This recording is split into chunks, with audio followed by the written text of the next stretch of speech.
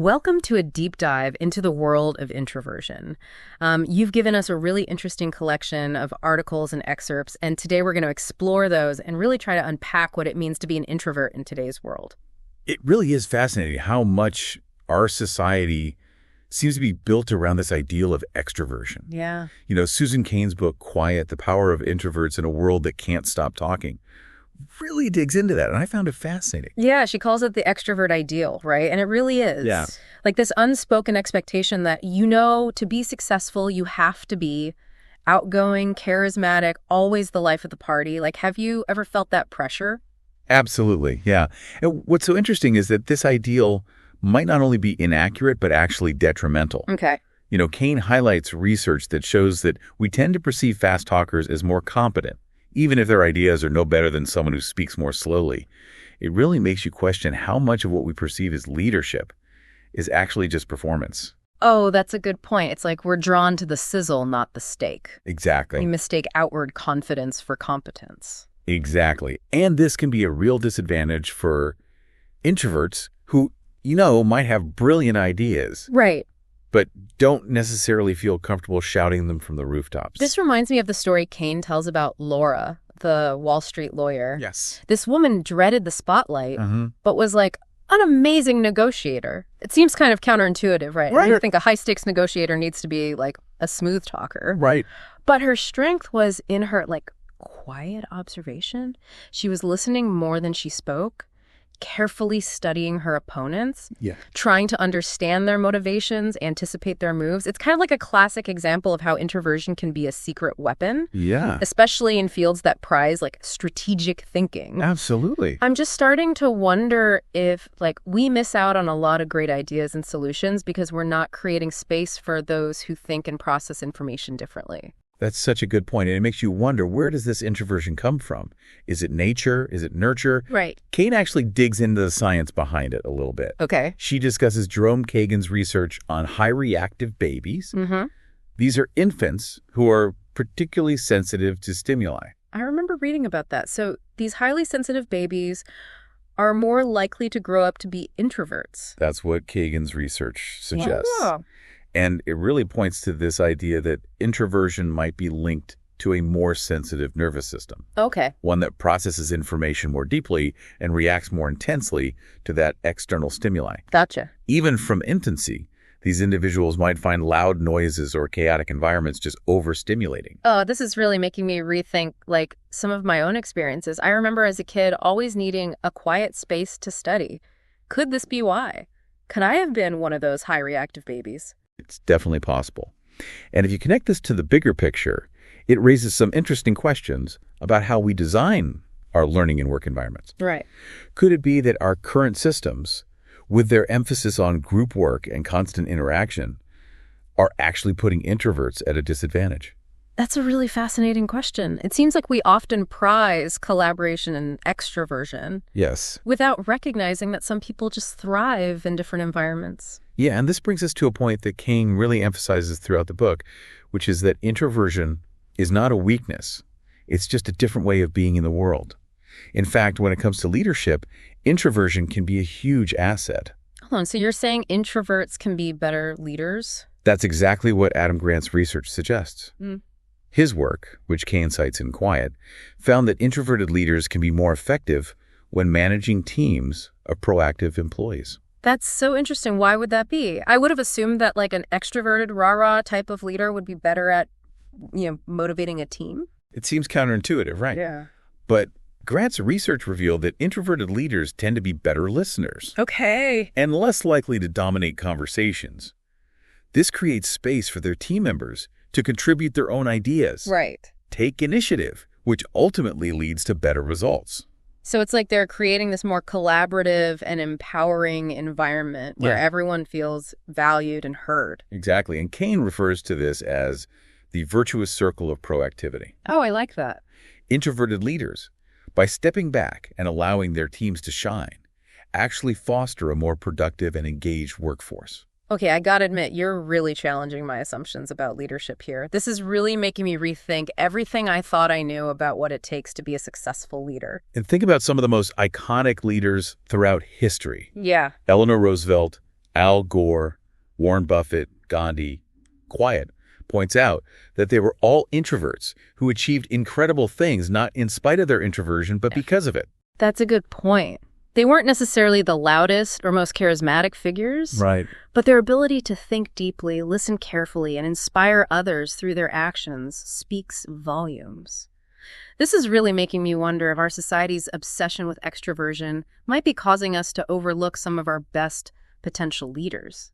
Yeah, it's like we're so focused on finding leaders who fit a certain mold that we might be missing out on this whole other pool of talent. Right, and it's not just about leadership. Introversion can also be a significant advantage when it comes to creativity. Now that you mention it, I remember reading about that in Quiet as well.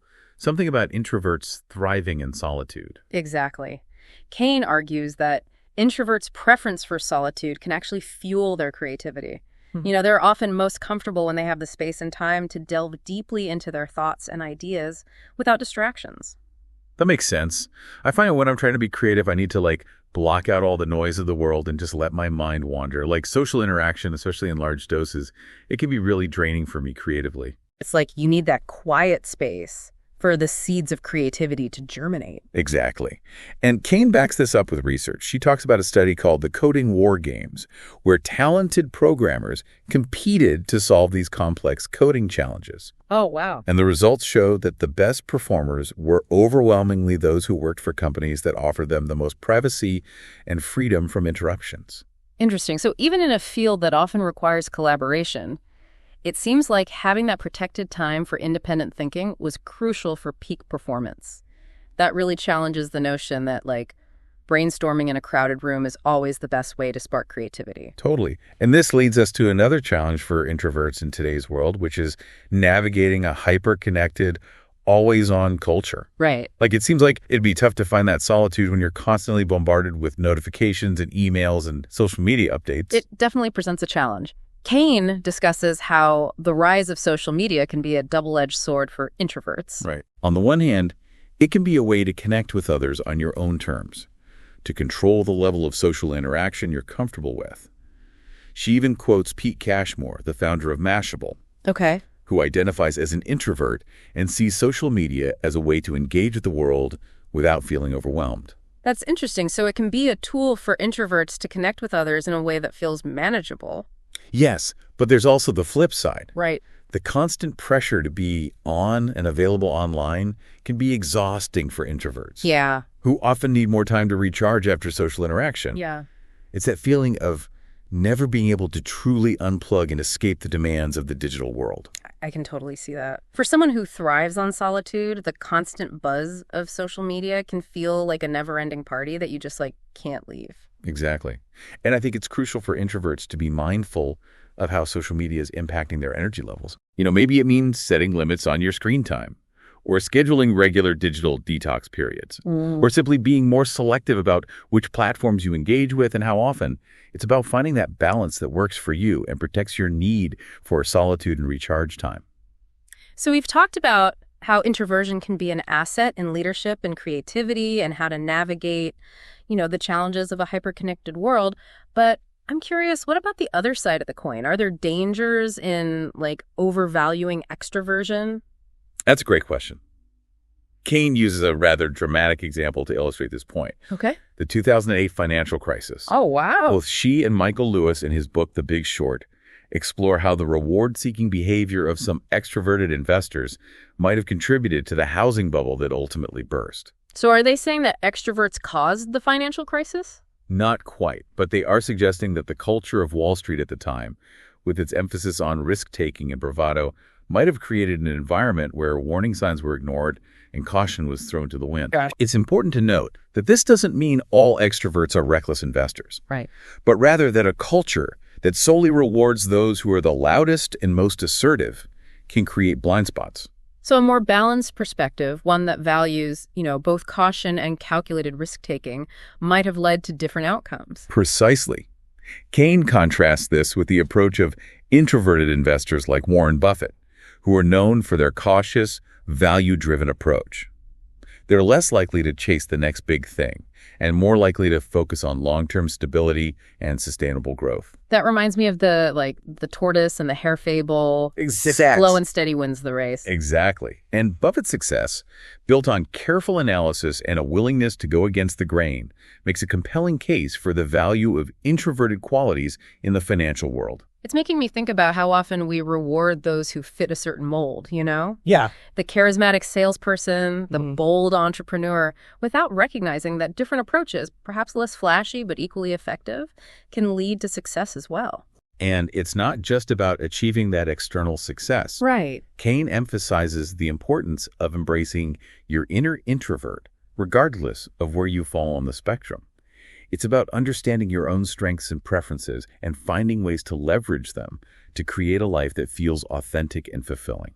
So it's not about trying to change who you are, but rather about working with your natural tendencies to create a life that feels good and allows you to thrive. Exactly. It's about recognizing those patterns in yourself and making conscious choices that align with your needs. Okay. For introverts, that might mean building in more downtime after social events, or seeking out careers that offer a balance of interaction and solitude, or simply saying no to situations that feel draining.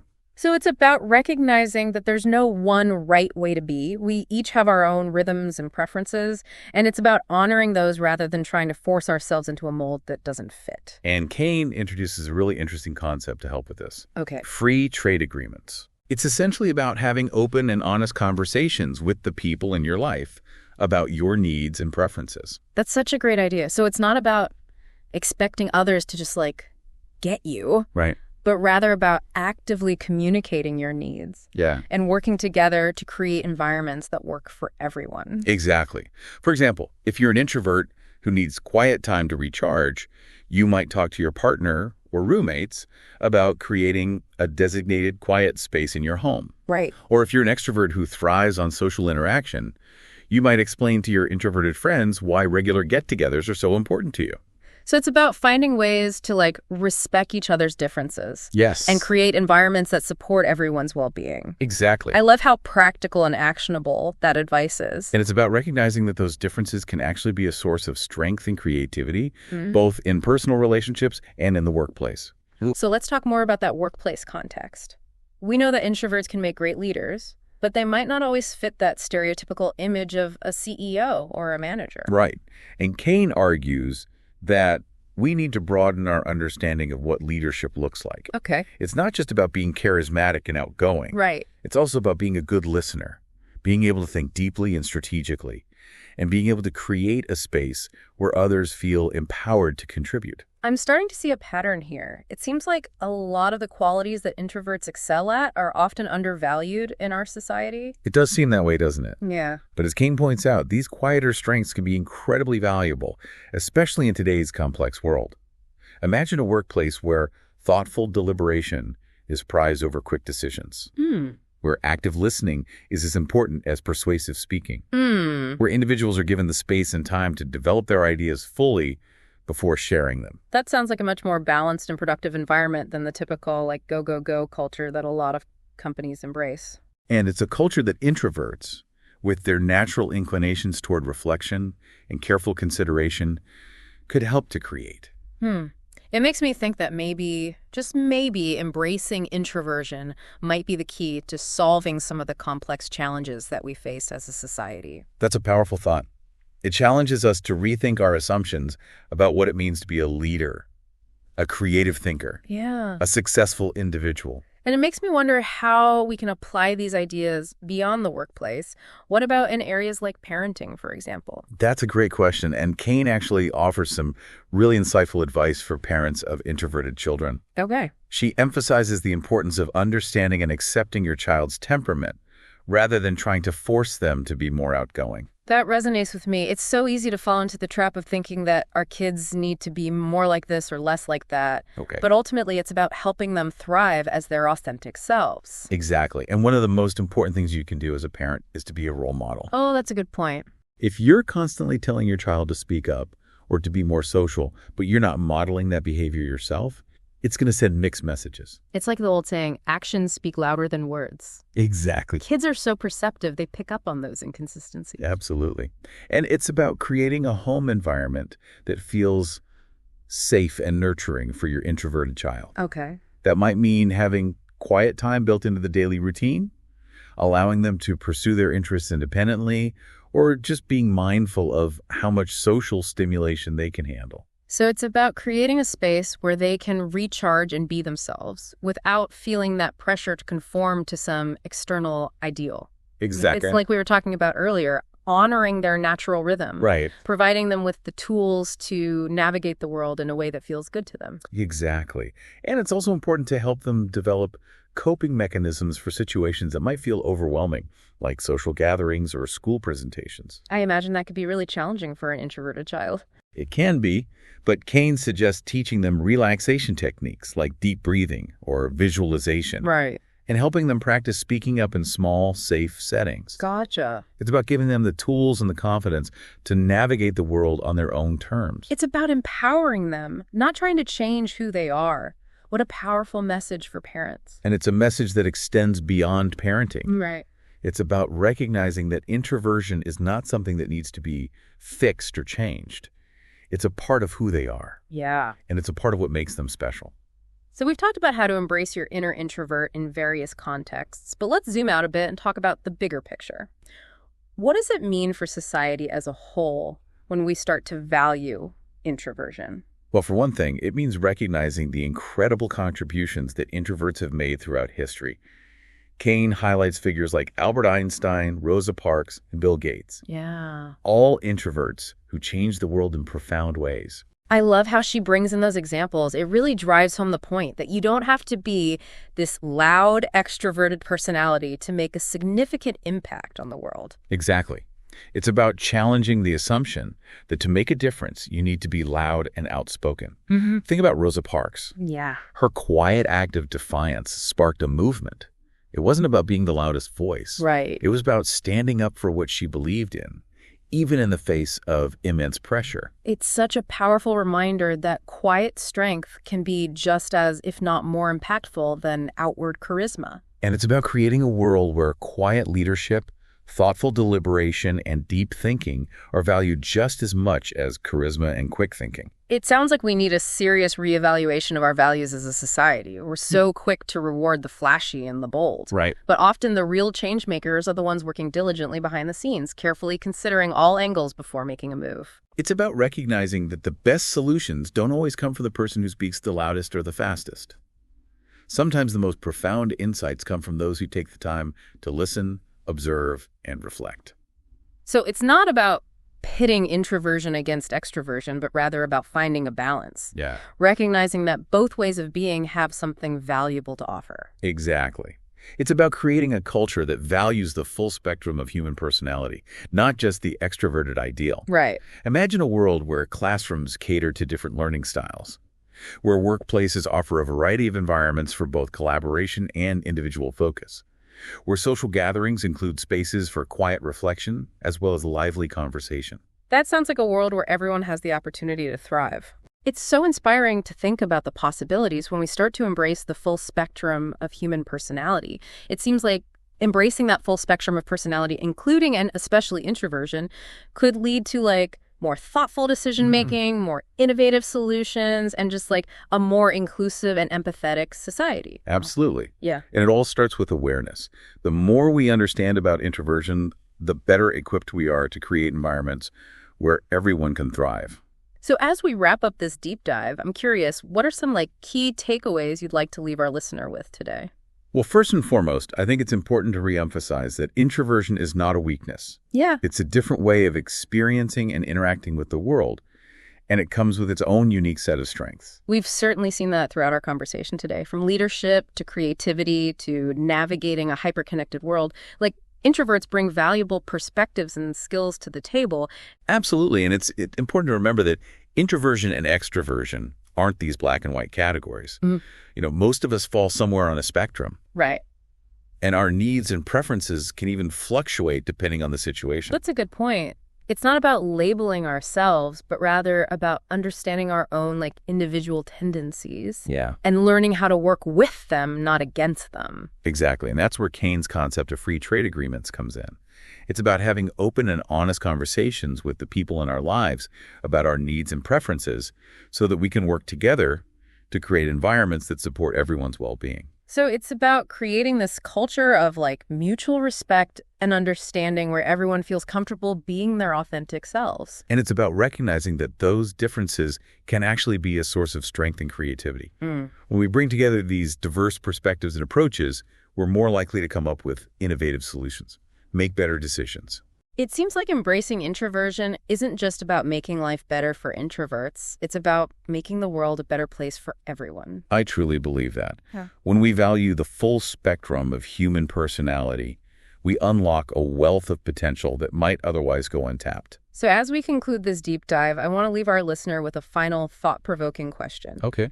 Knowing what you know now about introversion, how might you reevaluate your own strengths and preferences?